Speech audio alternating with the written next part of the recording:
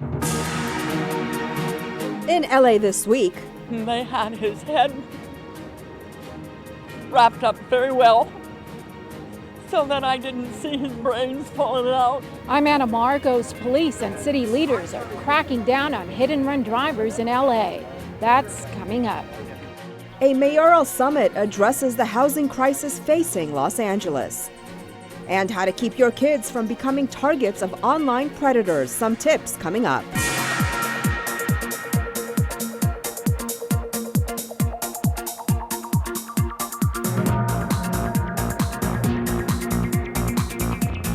Hello and welcome to LA This Week. Thanks for joining us. I'm Yana Kay. Our top story, a search warrant in the San Fernando Valley leads to an arrest of a gun trafficking suspect, along with multiple stolen firearms. Rasha Goel has more. Assault weapons, ammunition, and handguns were among the 39 firearms recently seized at a Northridge residence, along with a credit card embosser, narcotics, and cash. 2 male suspects were arrested, 44-year-old Michael Mendoza, an admitted gang member and convicted felon, as well as a second individual with felony warrants. Mr. Mendoza, based on our investigation, intended to sell these guns to other gang members within the San Fernando Valley. In fact, was poised to do so at the time our search warrants were executed. These firearms would be a huge threat to the public if found on the streets of LA. These are very sophisticated weapons. In the hands of the appropriate person under the appropriate conditions, the danger is minimized. In the hands of a gang member on the streets of the San Fernando Valley, no, extreme danger to the community and to law enforcement. Officials are reiterating the importance of gun registration and safety. As of January of 2014, all weapons, both handguns and rifles, long guns, need to be registered. So the importance first of registering your guns so that if law enforcement comes in contact with them, they can identify the rightful owner. But then the other message is the proper storage of these weapons. They were stolen from a storage facility, not the one we recovered them from, a different one, but they were stolen from a storage facility. And I would offer that this inventory of firearms does not belong in a storage facility. Gun unit detectives are looking into identifying the lawful owners of the firearms and any possible suspects who were attempting to purchase them. I'm Rasha Goel for LA This Week. For more information on registering a gun or weapon, log on to oag.ca.gov. Well, it's a time-honored tradition for LA's mayor in his quest to solve LA's huge housing challenges. Eric Garcetti attended his 14th annual Mayoral Housing, Transportation and Jobs Summit. Anna Marcos explains. 500,000 homes too few, and each year the number grows by another shortfall of 4,000. That's what the city of LA faces. LA's housing crisis was the hot topic at the Mayoral Housing, Transportation and Jobs Summit at UCLA. Angelenos are struggling right now under the skyrocketing housing crisis. Our housing crisis is equally a poverty crisis. And it isn't just about the rents, it's about our incomes. Mayor Eric Garcetti, the keynote speaker, says LA's population explosion has outstripped its construction of new homes, and that has to change.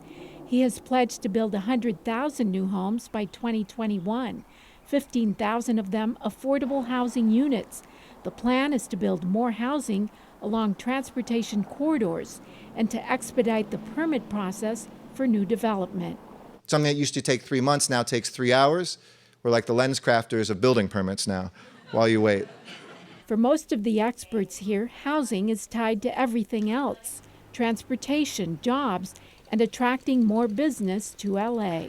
Most major employers will put housing in their top 3 reasons why they will expand here or stay here. But for many, solving the housing problem begins with ending homelessness. I think at the end of the day, we all understand that the solution to homelessness is long-term housing, permanent supportive housing. And it seems city leaders are already turning the housing crisis around. LA is now enjoying the second largest housing boom in its history. I'm Anna Marcos for LA This Week. In the last 2 years, LA city leaders have also housed 11,000 formerly homeless individuals, including close to 5,000 war vets. That's more war veterans than any U.S. city.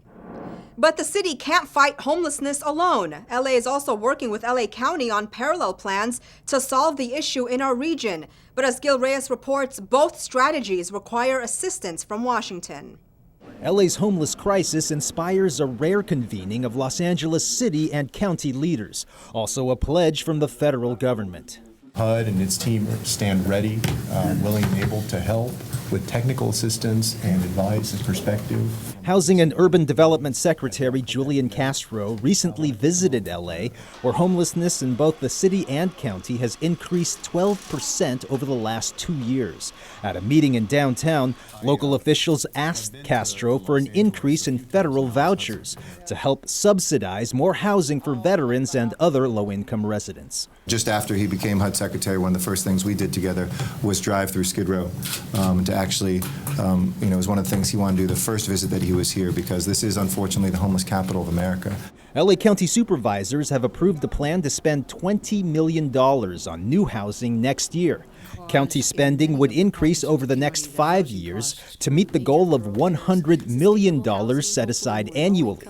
While here at the city, LA Mayor Eric Garcetti has promised to spend $100 million on homeless services and an additional $100 million for housing. The mayor says his housing plan will be funded by linkage fees. These are new fees on developers. South of Skid Row, Councilman Curran Price addresses the problem in South LA. The 9th District has the second largest homeless population in our city, some 2,500. And that's just an entirely too many individuals to be homeless, to be on the streets, and to be in need of the care that they deserve. For now, they'll have to be patient. Gil Reyes for LA This Week.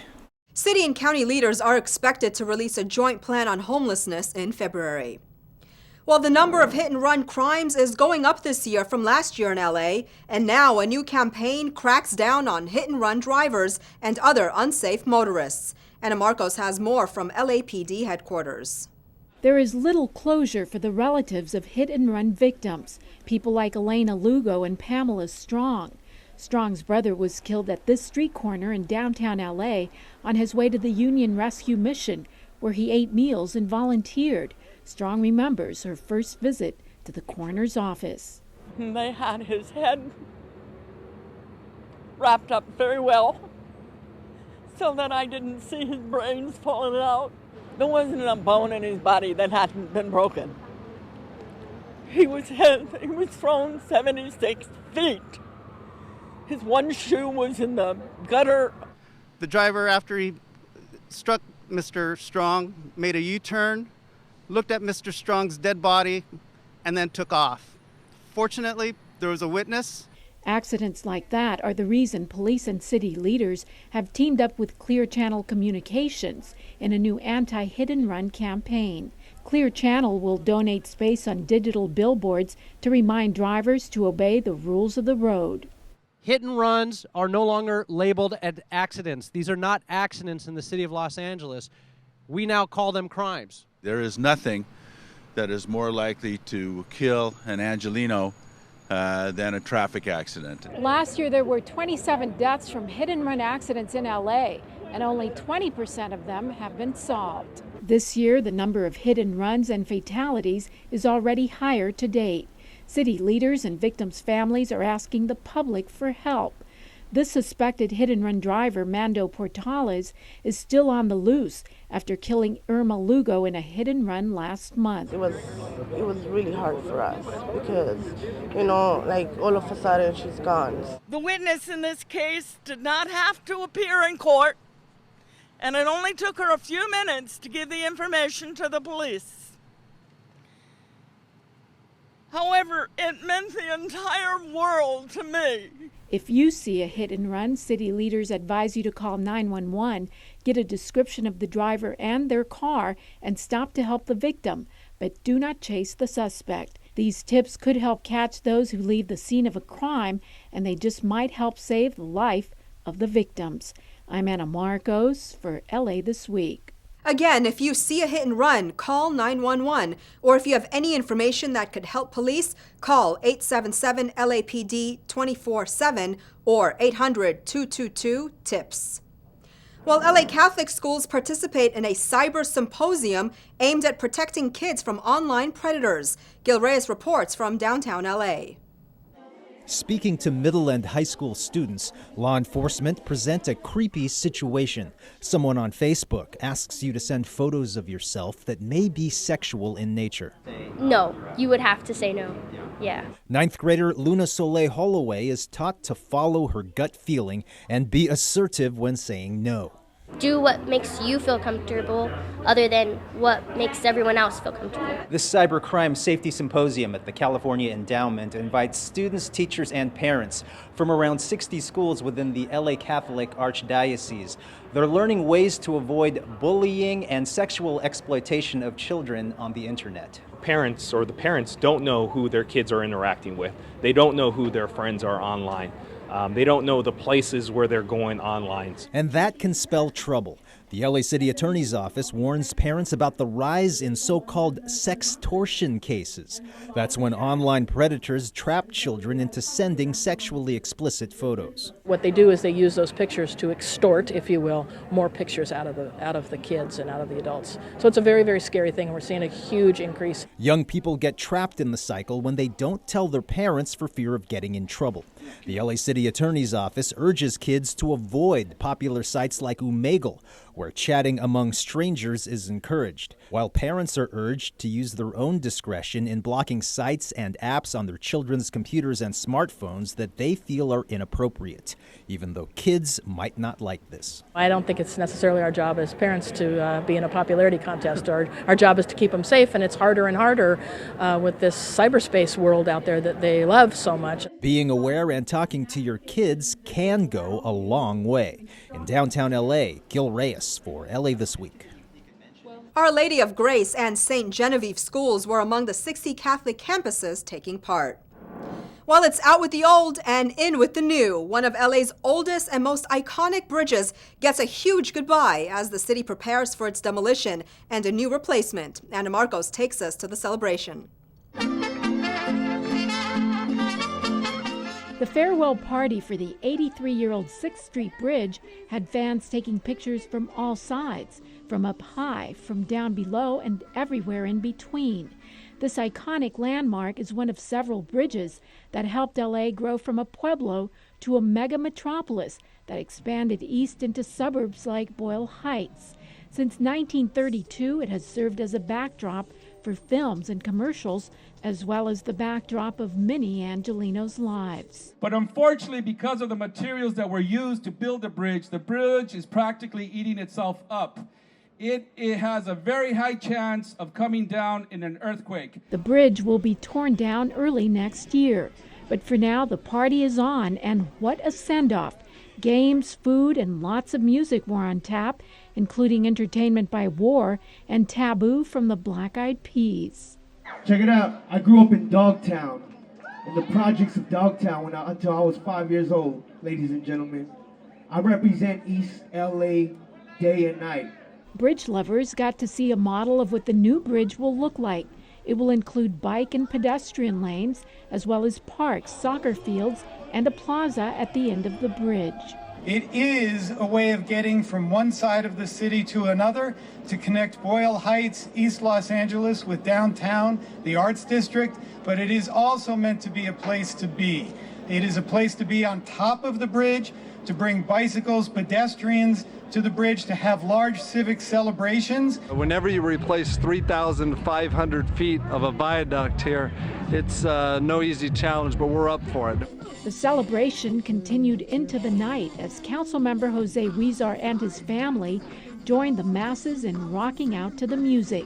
And then there were the fireworks, a majestic send-off for a bridge that saw the City of Angels grow up. I'm Anna Marcos for LA This Week. Now, you can still use the old bridge until its demolition in early January. The main part of the new bridge is scheduled to be completed in 2018, with additional public spaces completed by 2019. Well, yoga, gymnastics, and 1 mile run. Local kids are up to the challenge issued by one city councilman who's made physical fitness a top priority. Gil Reyes reports. And then float forward like an airplane. Expanding their young minds and bodies, these middle school students from Silver Lake take part in a different type of PE exercise, yoga. It's relaxing and you get to exercise a lot and you get to have fun with all your friends. It's one of several activities often run in at Bellevue Recreation Center at Councilman Mitch O'Farrell's Fitness Challenge. We bring about 100 kids from 5 different local schools. We bus them in. We put them through 5 different rotations with the idea of promoting fitness. That's Councilman Mitch O'Farrell, all right, with a near picture-perfect landing.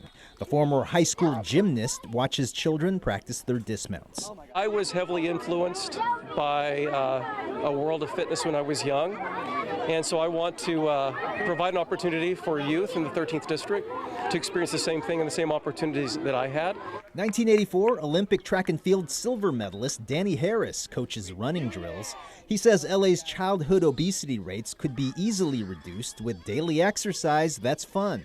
If we could just plant the seed in some of these youngsters today, how important it is and how good it feels, I think we will have done what we came to accomplish. One of the events being a 1-mile run. All the other kids were doing it and did it pretty well. I'm going to give it a shot. I'm actually going to run it. About halfway through, a new batch of children join me. One of them, Eric Paz, finishes his mile at 6 minutes, 15 seconds. Easily beating me.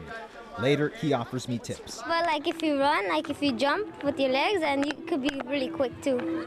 We offer programs for adult and children and families, all low cost. So visit a recreation and parks facility in your neighborhood and check out what they have to offer, because chances are there's going to be something for you. Breaking a sweat in Silver Lake, Gil Reyes for LA This Week. Well, the city has a variety of programs to choose from at all 450 parks and 150 rec centers. Well, it's not every day you become a U.S. citizen, even rarer still that you do it on Constitution and Citizenship Day. Anna Marcos takes a look as Mayor Eric Garcetti helps welcome LA's newest U.S. citizens. I hereby declare on oath. They come from every corner of the world, but whether they are from Russia, Central America, Africa, the Middle East, or Asia, All allegiance and fidelity. they're about to become U.S. citizens. Against all enemies. Welcome to our family. And on this annual Constitution and Citizenship Day, they become U.S. citizens on a day meant to honor all immigrants turned Americans. With liberty and justice for all. Mayor Eric Garcetti is on hand for the occasion, an immigrant of multiple origins himself. My grandparents and great-grandparents were the first immigrants in my family story to come here. They came on my father's side from Mexico, where they had come across the border during the Mexican Revolution. My mom's side came from Poland and Ukraine and Russia. I have an Italian last name. I'm half Mexican, half Jewish. Some can barely mouth the words of the Pledge of Allegiance. Others are grateful beyond words. Some have bigger plans than others. My plan is to study hard and get a scholarship for college. That's really it. I don't have a plan. Well, he's got a little bit of time on his life path. But for many, as U.S. citizens, nothing now seems impossible. I am here, and I am testament of what is possible in this country. Now you are here, and you are going to be part of the next generation of proving what the American dream is. First on the American agenda, selfies and pics to post on your favorite social media to remember the day you became part of the American dream on Citizenship Day. I'm Anna Marcos for LA This Week.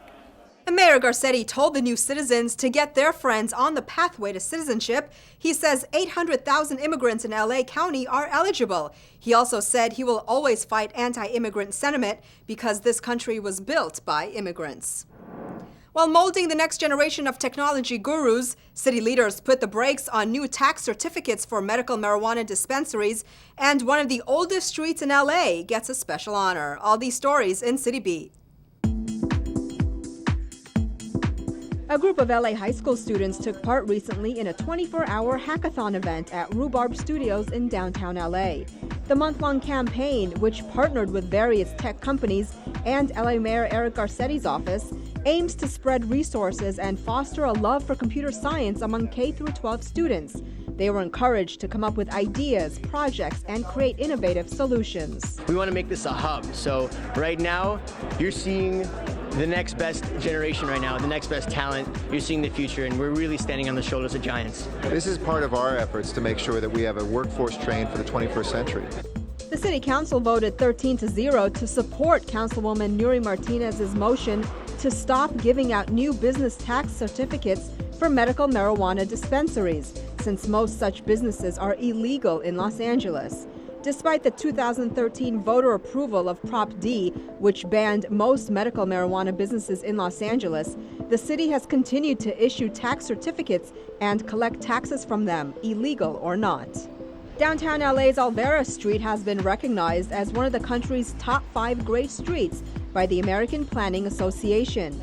In its designation, the association said the street is a place where visitors can get a taste of Mexican culture and a sense of history that still stands preserved in the surrounding buildings and plazas.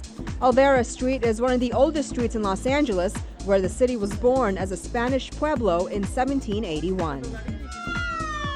With sirens and flashing lights, a fleet of classical emergency cars made their way through city streets during the 12th annual 10-4 Day Parade, featuring officers from the California Highway Patrol, LAPD, Los Angeles Fire, and Los Angeles County Sheriff's Department. The staging began at the Los Angeles Fire Museum, and the cars then made their way over to Grauman's Chinese Theater to pay homage to television cop Roderick Crawford, who starred in the 1950 series Highway Patrol, at his Walk of Fame star. It was to honor law enforcement officers and what they do. A local farmer's market is offering more than just fresh fruits and vegetables. Some new artwork is bringing a fresh new vibe to the area. This vibrant mosaic now welcomes visitors to the Echo Park Farmers Market, blending the fresh and healthy lifestyle with the beauty of local art. It all came together with the help of community kids. We did the top parts right here, on the skinny ones on the top of all of the rest of the big ones. It was like hard, but not that hard.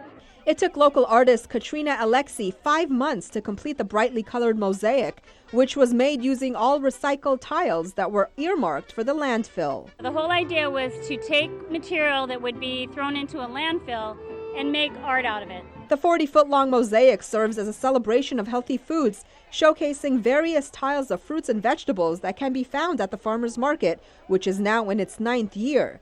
Councilmember Mitch commissioned the artwork to replace the sterile concrete block wall that stood adjacent to the farmers market booths and vendors. It will improve the look and feel of this neighborhood, which is important for me as a policymaker to improve the quality of life where we live and work so we can have a quality experience wherever we are. The artwork is located on Logan Street, just south of Sunset Boulevard. The project was made possible by the LA Department of Transportation and Cultural Affairs, and the kids who helped build it can't wait to do it again. Yes, I would like to do another mosaic art with tiles because it's so much fun, and many people like mosaic art and everybody will enjoy it. City leaders hope the art display will serve as a model for other projects citywide. In 1945, World War II came to a victorious end. Though generations have passed, the spirit of 45 was commemorated recently at the Battleship Iowa in San Pedro. Rich Samuels has more. The USS Iowa was a legendary battleship of World War II. It carried President Roosevelt to a meeting with Allied leaders in 1943. And today, at its final home in San Pedro, it stands as a tribute to the brave men and women who fought for our freedom. On the 70th anniversary of that long-ago victory, the Iowa hosted a commemoration to those that some have called the greatest generation. We're here, standing here, in what we call celebrating the American spirit, which is celebrating the sacrifices, the work, and the commitment that these folks made to make it possible for us to be here. And so today we celebrate yet again our veterans, those brave men and women who fought for years so that we might be able to enjoy a country of freedom and liberty and justice for all. Joining the commemoration was the Consul General of the Philippines, who recalled the great sacrifice paid by that island nation as it fought for freedom side by side with American soldiers. And the Philippines was very much honored to be part of the fight for freedom in the 1940s to defend our part of the Pacific. Many lost their lives in the fight for freedom. And today, 70 years later, the survivors are fading into history. Their memory, however, won't be forgotten. From the Battleship, Iowa, this is Rich Samuels for LA This Week. For more information on visiting the Battleship Iowa Museum, visit pacificbattleship.com. Well, attend a meeting on ways to properly dispose of your old medications and syringes, a Beatles tribute band takes you back in time, and a laser show that's out of this world. All this in this week's Things to Do. Is your medicine cabinet full of unused or expired medication? Do you know how to properly dispose of your needles or syringes?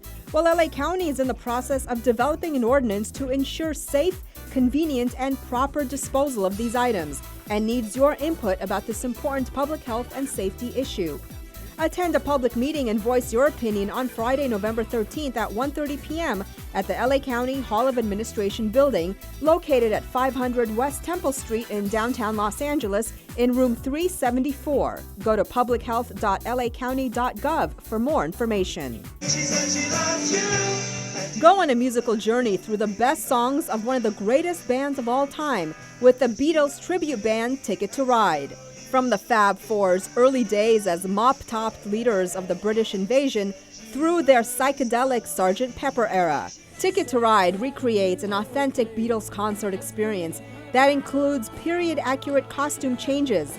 If you don't have a time machine, this show at the Warner Grand Theater might be your best chance to experience what a Beatles live show was like. Get your ticket to Ride on Saturday, November 14th. The Warner Grand Theater is located at 478 West 6th Street in San Pedro. Experience live visual music amplified by lasers during Lazarium's Pink Floyd Dark Side of the Moon. Listen to Breathe, On the Run, Time, Great Gig in the Sky, Money, Us and Them, Any Color You Like, Brain Damage, Eclipse, and an encore of One of These Days, lit up in incredible laser light.